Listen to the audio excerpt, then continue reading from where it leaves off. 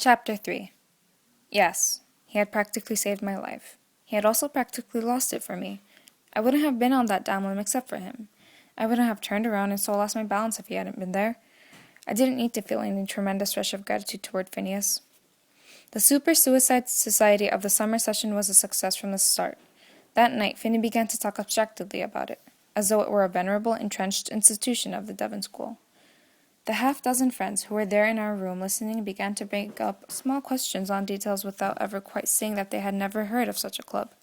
Schools are supposed to be catacombed with secret societies and underground brotherhoods, and as far as they knew here was one which had just come to the surface. They signed up as trainees on the spot. We began to meet every night to initiate them. The charter members, he and I had to open every meeting by jumping ourselves. This was the first of the many rules which Finney created without notice during the summer. I hated it. I never got inured to the jumping. At every meeting, the limb seemed higher, thinner, the deeper water harder to reach. Every time when I got myself into position to jump, I felt a flash of disbelief that I was doing anything so perilous. But I always jumped.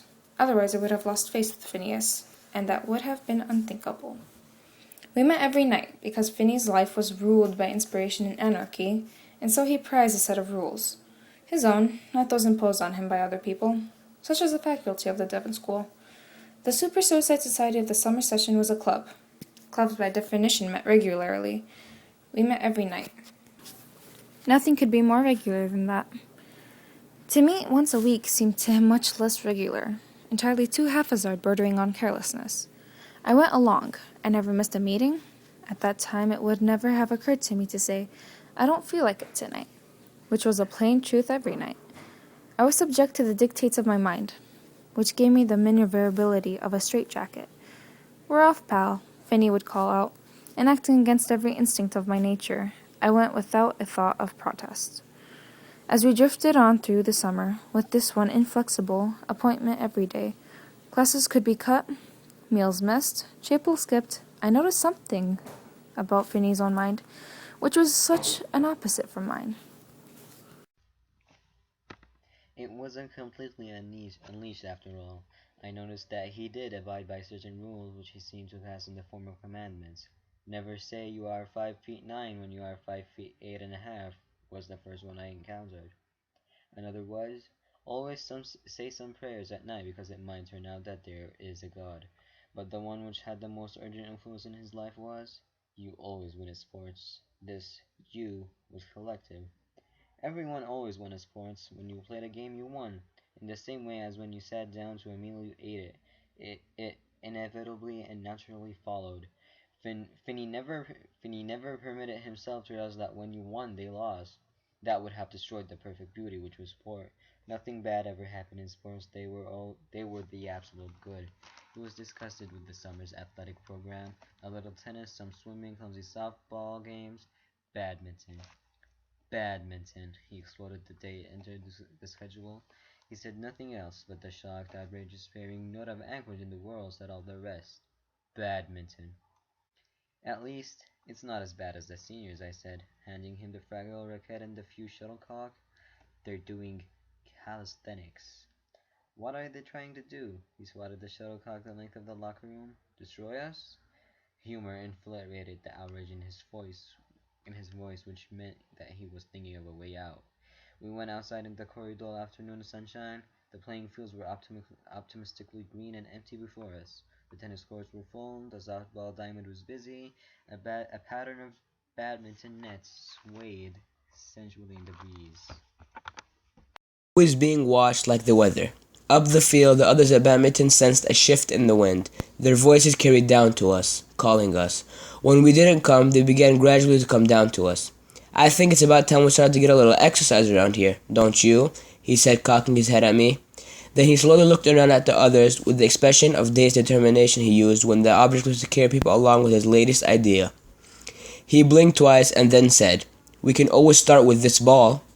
"Let's make it have something to do with the war," suggested Bobby Zane. "Like a blitzkrieg or something." "Blitzkrieg," repeated Finney doubtfully. "We could figure out some kind of blitzkrieg baseball," I said. "We'll call it blitzkrieg ball," said Bobby. "Or just blitzball," reflected Finney. "Yes, blitzball." Then, with an expectant glance around, Well, let's get started. He threw the big heavy ball at me. I grasped it against my chest with both arms. Well, run, ordered Finney. No, not that way. Toward the river. Run! I headed toward the river, surrounded by the others in a hesitant herd. They sensed that in all probability they were my adversaries in blitzball. Don't hog it, Finney yelled. Throw it to somebody else, otherwise, naturally. He talked steadily as he ran along beside me. Now that we've got you surrounded, one of us will knock you down. Do what? I veered away from him, hanging on to the clumsy ball. What kind of a game is that? Blitzball! Chet Douglas shouted, throwing himself around my legs, knocking me down. That naturally was completely illegal, said Finney.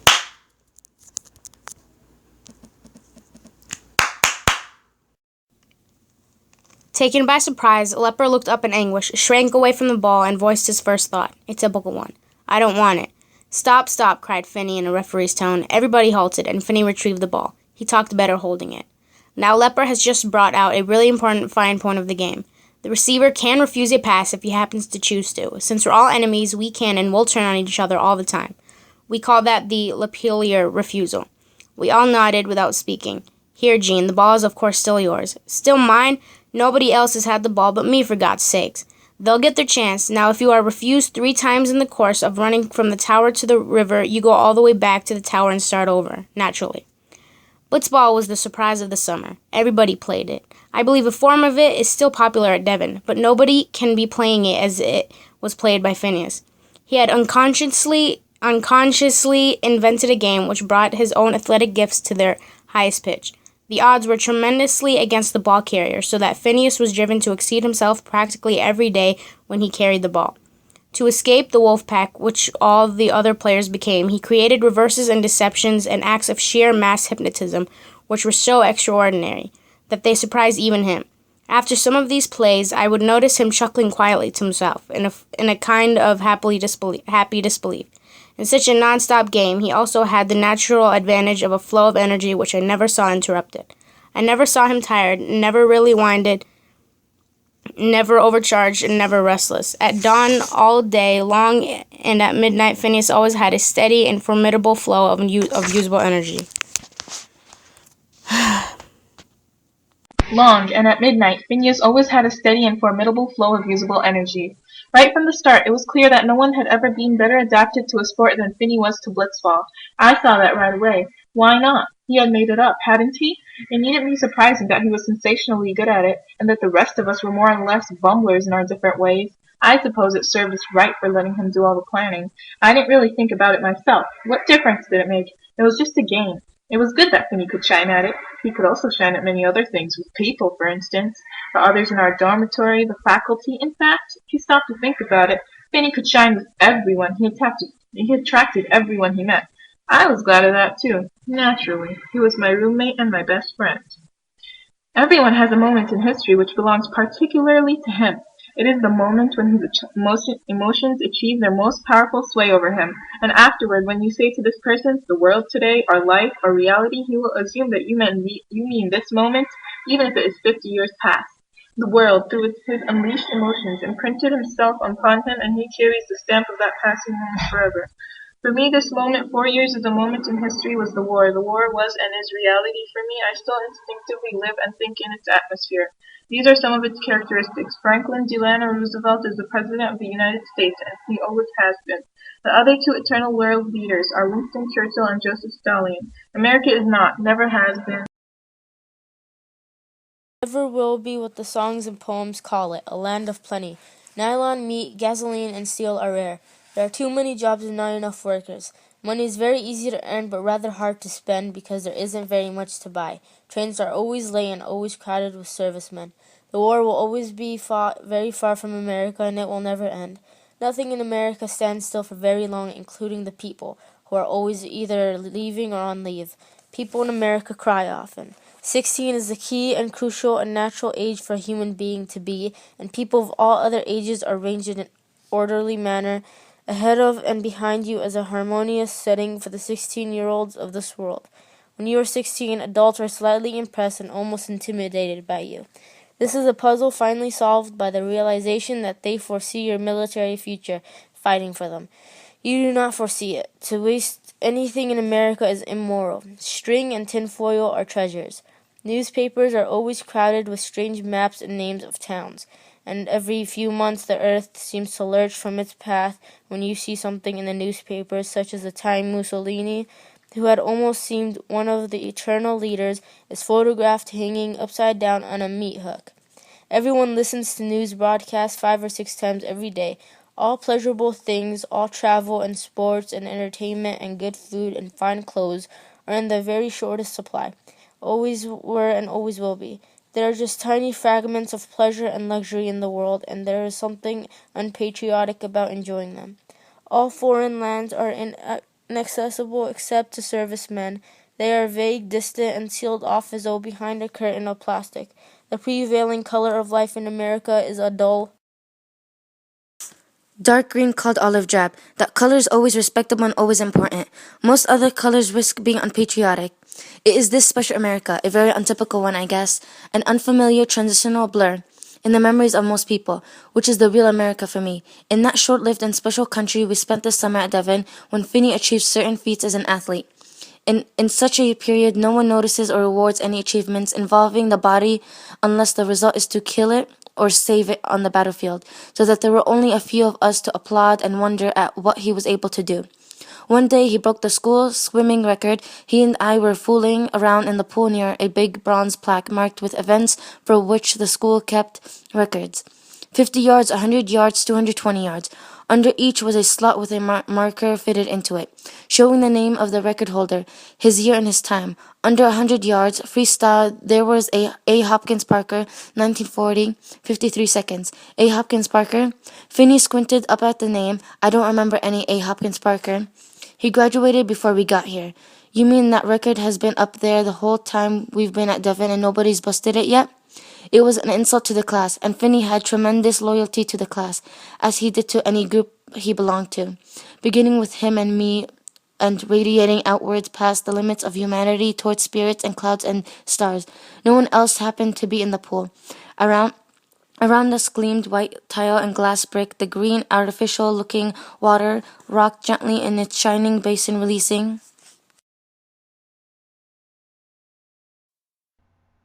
We found a stopwatch in the office. He mounted a starting box, leaned forward from the waist as he had seen racing swimmers do, but never had occasion to do himself. I noted a preparatory looseness coming into his shoulders and arms, a controlled ease about his stance, which was unexpected in anyone trying to break a record. I said, "On your mark, go!" There was a complex moment when his body uncoiled and shot forward with sudden metallic tension. He plunged up the pool, his shoulders dominating the water, while his legs and feet rode so low that I couldn't distinguish them. A wake rippled hurriedly by him, and then at the end of the pool his position broke. He relaxed, dived, and instanced confusion, and then his suddenly and metallically tense body shot back toward the other end of the pool. Another turn and up the pool again. I noted no particular slackening of his pace. Another turn. Turn down the pool again. His hand touched the end, and he looked up at me with a composed, interested expression. "Well, how did I do?" I looked at the watch. He had broken a Hopkins Parker record by .7 seconds. My God, so I really did it. You know what? I thought I was going to do it. It felt as though I had the stopwatch in my head and I could hear myself going just a little bit faster than Ada Hopkins Parker. The worst thing is there weren't any witnesses, and I am no official timekeeper. I don't think it will count. Well, of course it won't count. You can do it again and break it again. Tomorrow, we will get the coach in here and all the official timekeepers, and I'll call up the Deviants to send a reporter and a photographer. He climbed out of the pool. I'm not gonna do it again. He said quietly. Of course you are. No. I just want to see if I can do it. Now I know. But I don't want to do it again in public. Some other swimmers drifted through the door. Finney glanced sharply at them. By the way, he said even more subdued voice, we aren't gonna talk about this. It's just between you and me. Don't say it about it to anyone. Don't say that about it. When you broke the school record, shh. He shot a blazing, animated glare at me, and I stopped and looked at him up and down. He didn't look directly back at me. You're too good to be true, I said after a while. He glanced at me and then said, thanks a lot, in an expressionless voice. Was he trying to impress me or something? Not to tell anybody? When he broke a school record without a day of practice? I knew he was serious about it, and I didn't tell anybody. Perhaps for the same reason, his accomplishments took a root in my mind and grew rapidly into the darkness where I forced to hide it. The Devon School records contained a mistake, a lie, and nobody knew it except Finney and me.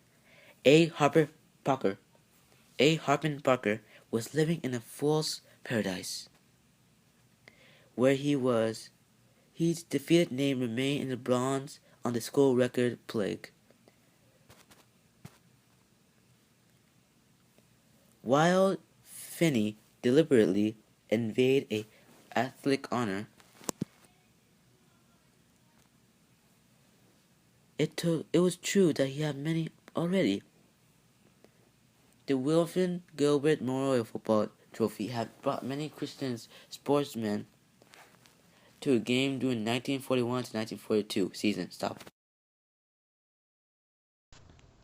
The beach was hours away by bicycle, forbidden, completely out of all bounds.